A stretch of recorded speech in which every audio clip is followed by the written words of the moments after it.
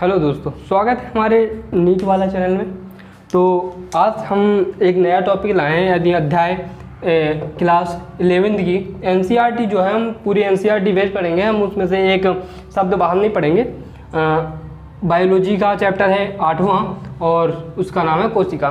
तो हम कोशिका के बारे में आज पढ़ने वाले हैं। तो कोशिका किसे कहते हैं, कोशिका होती क्या है, कोशिका के अंदर होता क्या क्या है, किससे मिलकर बनी होती है, इसके अंदर क्या क्या पाया जाता है, तो हम उस सारी बातों को पढ़ेंगे। तो पहले तो हम देख लेते हैं कि कोशिका किसे कहते हैं। तो यदि हम सबसे छोटी जीवन की बात करें तो आती है कोशिका, क्योंकि उससे भी नीचे तो फिर छोटे छोटे भी आ जाए मॉलिक्यूल्स। तो आणविक आते हैं, आणविक के बाद मॉलिक्यूल, मॉलिक्यूल के बाद कोशिका बनती है। तो हम पहले देखते हैं कोशिका। तो जीवन की जो मूलभूत इकाई होती है ना, जीवन की, हम कोशिका की यदि परिभाषा लिखें तो जीवन की मूलभूत इकाई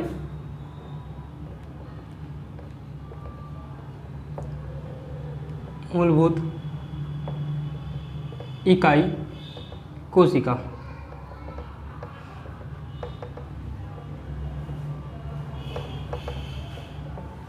जीवन की मूलभूत इकाई है कोशिका। अब कोशिका के अंदर क्या क्या कार्य होते हैं, तो वो सारे कार्य जो एक कोशिका एक जीवन को चलाने के लिए सक्षम है, वो सारे कार्य किसके अंदर होते हैं, कोशिका के अंदर। जीवन के सारे, यानी जीवन को चलाने के लिए जो कार्य चाहिए वो कार्य होता है हमारी कोशिका के अंदर। इसलिए हम जीवन की मूलभूत इकाई कोशिका के नाम से जानते हैं। अब आगे तो बात करें तो बहुत सारी कोशिका होती हैं, अलग अलग प्रकार की होती हैं। जैसे हम जानते हैं कोशिकाओं को दो भाग में बांटा गया है। एक यूकैरियोटिक कोशिका होती है, यूकैरियोटिक कोशिका,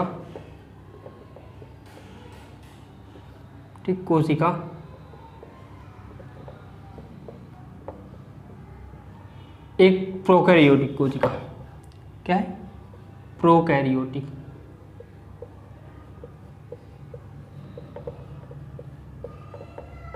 कोशिका, यूकैरियोटिक कोशिका और प्रोकैरियोटिक कोशिका। अब इन दो कोशिकाओं के बीच को हम देखते हैं। हम पहले जब स्टार्ट करेंगे तो हम प्रोकैरियोटिक कोशिका से स्टार्ट करेंगे। पहले हम ये देख लेते हैं कि इसकी खोज किसने की और कैसे की। तो सर्वप्रथम यदि माना जाए तो कोशिका की खोज की थी रॉबर्ट हुक ने।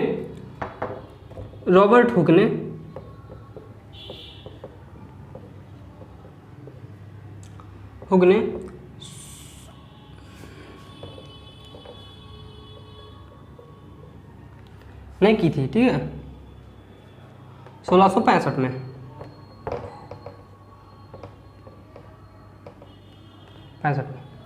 अब ठीक है, इन्होंने तो की थी, लेकिन फिर उसके बाद इन्होंने क्या किया था, ये एक वनस्पतिक जर्मनी के वनस्पतिक वैज्ञानिक थे और इन्होंने बहुत सारे पौधों पर अध्ययन किया और उसके बाद ये पाया कि जो जीव होते हैं या जो पेड़ पौधे होते हैं वो कहाँ से मिलकर बने होते हैं, कोशिका से। इन्होंने एक पेड़ की छाल को खोल के देखा था तो उसमें मृत कोशिका मिली थी। तो यदि सर्वप्रथम कोशिका की खोज किसने की तो वो होते हैं रॉबर्ट हुक। सर्वप्रथम कोशिका की खोज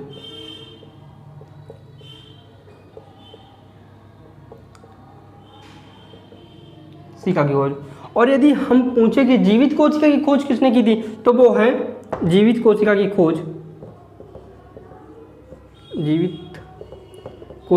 खोज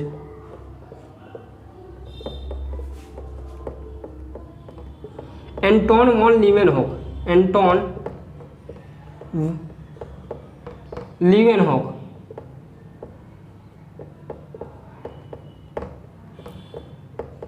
अब इन्होंने क्या खोजा था, इन्होंने देखा था कि जो प्याज होती है वो एक जीवित कोशिका है, लेकिन जब इन्होंने प्याज की एक पतली सी परत निकाली तो उस कोशिका की भित्ति को देखा, लेकिन जो जीवित थी जिसके अंदर कोशिकांग भी थे, मतलब ऐसी चीजें पाई गई, तो इन्होंने वो देखी थी। किसने? एंटोन वॉन लीवेनहॉक ने 1974 में इन्होंने देखी थी, 1974 में।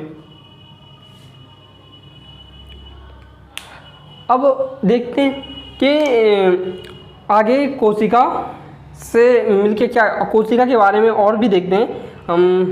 जैसे कि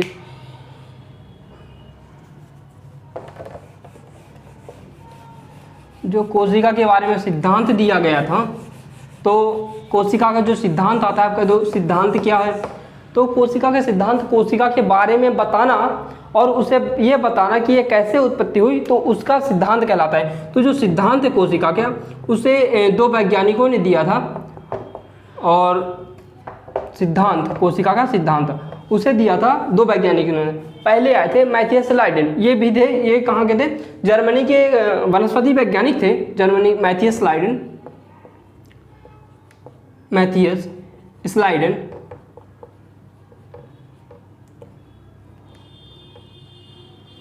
स्लाइडेन क्या थे, जर्मनी के थे।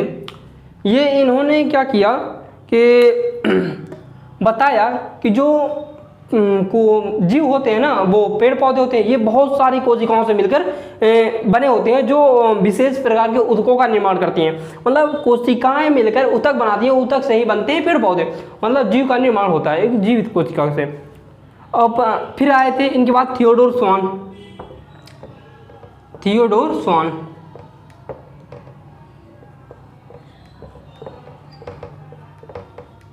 स्वान, ये दो जो वैज्ञानिक थे, इन दोनों ने सिद्धांत दिया था। 2 मिनट रुकना दोस्तों।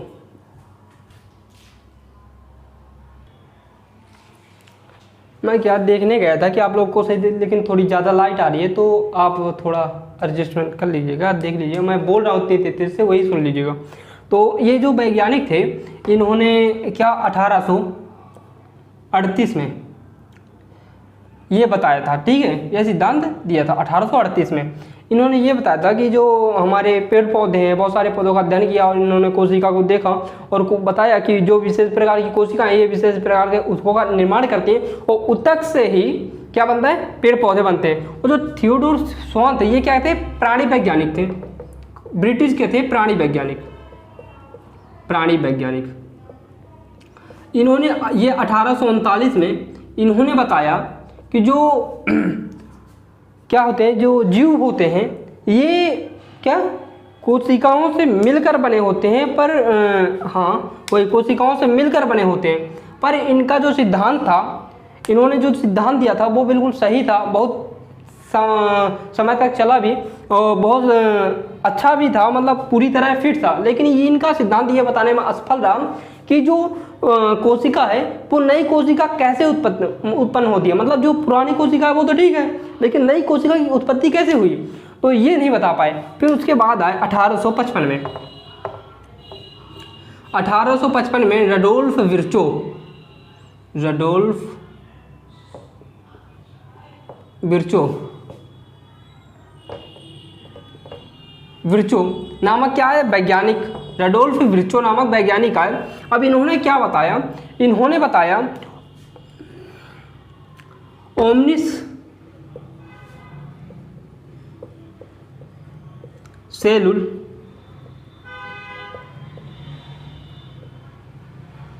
ई सेलुला,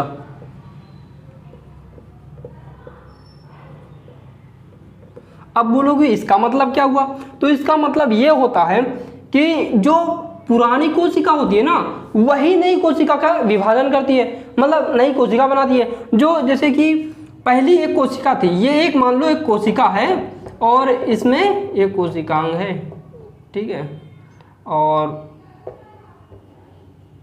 इस प्रकार से ये ये कोशिका है। अब ये कोशिका आगे चल के क्या करेगी, नई कोशिका बनाएगी। अब कैसे बनाएगी, तो इसकी जो परत है ऐसे ऐसे ऐसे ऐसे ऐसे इस प्रकार के बीच से एक भाग बनाएगी, इसे हम क्या बोलते हैं, हम आगे पढ़ेंगे जब कोशिका विभाजन होगा उसमें पढ़ेंगे। तो इस प्रकार की ये क्या करती है, पहले करती है केंद्रक का विभाजन, फिर कोशिका झिल्ली का विभाजन, और मतलब पहले केंद्रक विभाजन होता है, फिर द्रव्य का विभाजन होता है, फिर कोशिका भित्ति का विभाजन होता है या झिल्ली का विभाजन होता है। उसके बाद ये दोनों कोशिका अलग अलग हो जाती हैं और ये पुरानी कोशिका से दो नई कोशिकाओं का निर्माण हो जाता है। ये बताया किसने, रडोल्फ विर्चो ने। अब यहाँ तक की बात तो हो गई, ठीक है। अब उसके बाद क्या हुआ,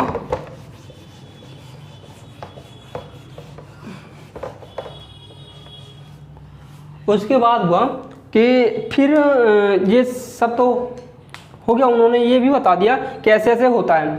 लेकिन उन्होंने दो भागों में जो कोशिकाओं का बांटा था ना, कि ये ऐसी प्रोकैरियोटिक कोशिका होती है, ये वाली कोशिका होती है, तो उनके अंदर क्या क्या पाया जाता है, ये अलग अलग क्यों होती हैं, मतलब हम इन्हें यूकैरियोटिक क्यों कहते हैं,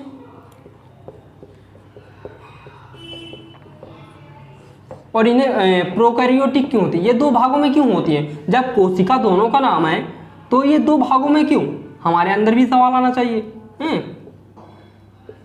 मतलब एक प्रोकैरियोटिक कोशिका, एक यूकैरियोटिक कोशिका, परंतु क्यों, जब हम दोनों को कोशिका ही बोलते हैं तो इनके अंदर कुछ तो डिफरेंट होगा, कुछ तो होना चाहिए। इसके अंदर क्या है कि इन्होंने बताया कि कोशिका के अंदर बहुत सारे कोशिकांग मिलते हैं जो कोशिका झिल्ली से संघनित रहते हैं। मैंने आपको ये शायद नहीं बताया होगा कि केंद्रक की खोज किसने की, तो बता देता हूँ कि केंद्रक की जो खोज की थी वो रॉबर्ट ब्राउन ने की थी। केंद्रक की खोज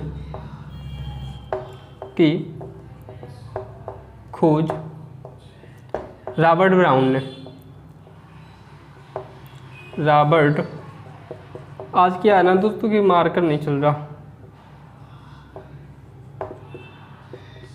वो भी हमारा एक मार्कर हो खराब हो गया, उड़ गया, खोल के रख देता। तो किसने की, केंद्रक की खोज की रॉबर्ट ब्राउन ने। और हम देख रहे थे कि यूकैरियोटिक प्रोकैरियोटिक को अलग अलग क्यों बांटा गया, मतलब क्यों कहा गया कि ये प्रोकैरियोटिक है और ये यूकैरियोटिक है, हम इन्हें पहचानेंगे कैसे। तो इनकी पहचान एकदम सिंपल है, जिसके अंदर ये मान लो एक कोशिका है, ठीक है, अब ठीक है बोलोगे ये कोशिका हो गई और ये इसके अंदर कोशिकांग हो गए, ठीक है।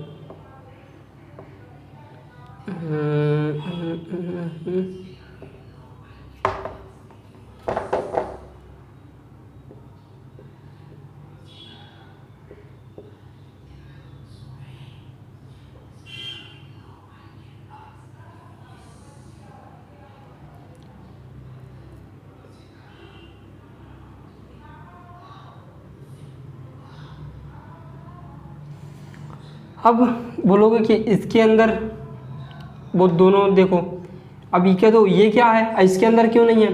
तो दोस्तों यही तो इसमें डिफरेंट है। यूकैरियोटिक जो कोशिका होती है, यूकैरियोटिक कोशिका के अंदर सारे कोशिकांग मिलेंगे, यानी झिल्ली युक्त कोशिकांग मिलते हैं, और जो झिल्ली युक्त नहीं होता है वो होता है राइबोसोम, जो कि दोनों में पाया जाता है। राइबोसोम क्या होता है, दोनों में पाया जाता है, और लेकिन इसमें एक डिफरेंट होता है, यहाँ में प्रोकैरियोटिक पाया जाने वाला जो वो होता है राइबोसोम, या क्या होता है 70S होता है ये राइबोसोम।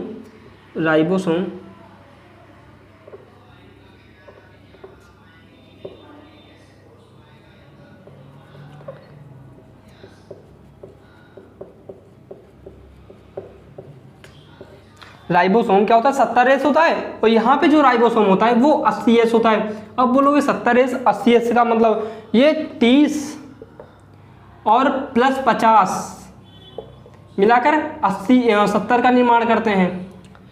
अब बोलोगे ये 30 है वो 50 है, कह दो तो आपको गिनती नहीं आती है, इतना भी नहीं पढ़े कि 30 50 80 नहीं 80 होता है 70 नहीं होता। लेकिन नहीं भाई, ये जिस प्रकार ये 70 प्लस 30 70 30 हाँ 70 30 70S और 30S मिलकर क्या बनाते हैं 80S बनाते हैं। अब बोलोगे कि यार 70 30 तो 100 होता है, 40 100 होता है, तो बोलोगे कि ये 80 क्यों लिखा, ऐसे 70 क्यों। तो एक वैज्ञानिक थे, उनका नाम औसादन था, तो उन्होंने एक औसादन विधि की थी। उस विधि के दौरान ये जो औसादन का मतलब हो जाए किसी चीज़ का बैठ जाना, उसमें जब वे बैठे गए, कितने में बैठे, कितने राउंड में बैठे, उस विधि के अनुसार इनका नाम क्या रखा 70S और इन्हें 80S, क्यों राइबोसोम को। वो हम बाद में देखेंगे आगे इन्हीं चैप्टरों में, तो आगे क्लास 12th की बुक में है। तो इसमें क्या डिफरेंट है, इसमें कोशिका अंगक पाए जाते हैं, वो भी कौन से, हम बोले तो अंतःद्रव्य जालिका होती है, माइटोकॉन्ड्रिया होता है, और राइबोसोम पाया जाता है, केंद्रक पाया जाता है। कोशिका सबसे ज़्यादा जरूरी है कि केंद्रक, यूकैरियोटिक में क्या पाया जाता है केंद्रक, वो भी झिल्ली युक्त केंद्रक। अब इसके अंदर होता है डीएनए बोले अनुवांशिक पदार्थ, जिन्हें हम क्रोमोसोम बोलते हैं, और उसी को हम बोलते हैं डीएनए। यानी डीऑक्सीराइबोज न्यूक्लिक एसिड। और इसके अंदर जो डीएनए होता है वो तो होता है, लेकिन नग्न यानी बोलते हैं जीनोमिक डीएनए होता है, वो ऐसे ऐसे गोलाकार में होता है जीनोमिक डीएनए। और इसके अलावा एक वृत्त डीएनए पाया जाता है, ये तो है ही है, और एक और डीएनए पाया जाता है, ये